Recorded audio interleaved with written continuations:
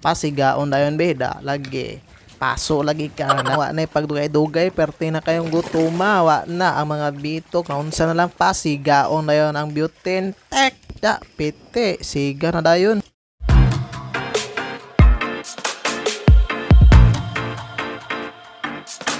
Pagkanindot bas panahon maong nakahuna-huna ko moadto na lang ka kus dagat.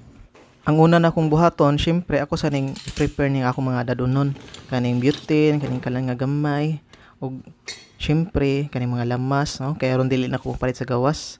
Kamatis, sili, kalamansi, ug kaning bitsin, asin dayon. Ug syempre ako saning dadon ning tadaran. Nya ako na dayon ning isod tanan dire sa ikubag, kaning lamas, unsa pa na diha, imikos-mikos na niya insan. Nya musuday ko sa kwarto kay aron kuon ako ang susi sa sakyanan. I-unlock dayon, dihan dayon ang likod. So na dayon ning mga dadonon, ikubag, tahan sa kamera. Ug syempre, di na to kalimtan ang tubig. Pay atong gihuwat, isara na to aron mo biyahe na ta. Let's go.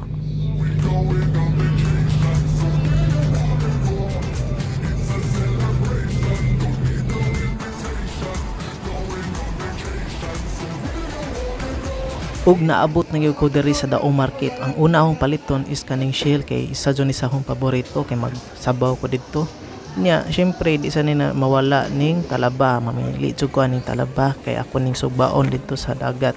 Mupalit sad ko og kapayas nya, mupalit sad ko og repolyo kay akong isubak sa sinabaw. Dili sad ni mawala ang buwad nga pusit kay pang appetizer man eh. Nya napalit naman ako tanan, balik sa tagbiyahe. Let's go.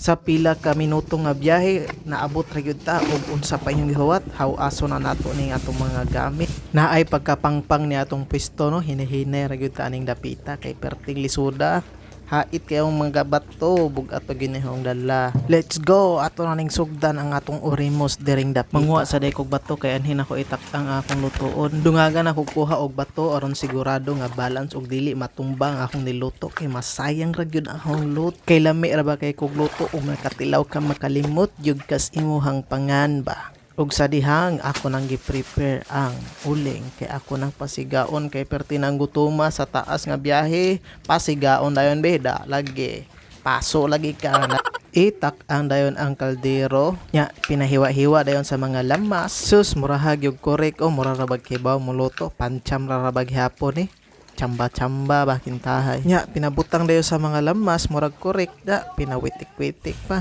nya bitsinan dayon nya butangan pa jud asin da pati nang lamian ba sus hapit yun nakalimtan ang pasayan ba naam day koy naambit gani hadi ay mayo na lang ni pangsud sa tinai ba tako bandayon ako sa day prepare ning butane kay magdungag ko kay kalimot man day ko tak ang og dinungag butang dayon ang bugas sa kaldero tak ang wa na pagdugay-dugay perti na kayong gutuma wa na ang mga bitok na unsa na lang pasigaon dayon ang butane tek da pite siga na dayon takuban pagid nato ang kaldero hugasan sa dayon ni nako ning mga talaba no kay arong nindot na kaya ni unya sugda na dayon na to sugba da pinawitik ra ba ani na po sa pikas be sugba na po dire ato jud ning tarong og sugba kanang lami kay pagkasugba biyaan sa lang dayon ni nako kadiyot ni akong giluto bahalag biyaan ani mo ang niluto basta di lang nimo biyaan ang imong asawa.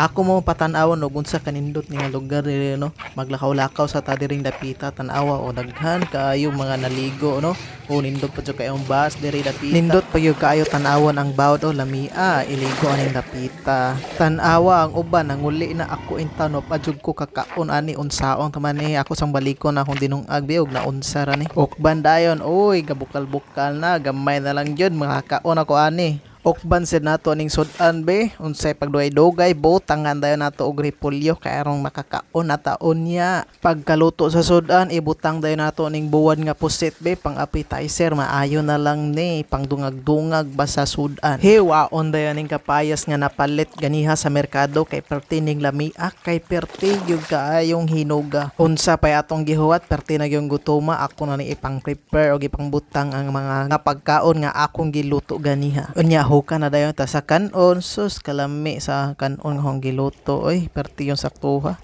Hukaran sad nato og sudan be, sus kalami sakto ra gyud kay pagalutoa ba, butangan dayon og shell, pusaon dayon nato ning kalamansi.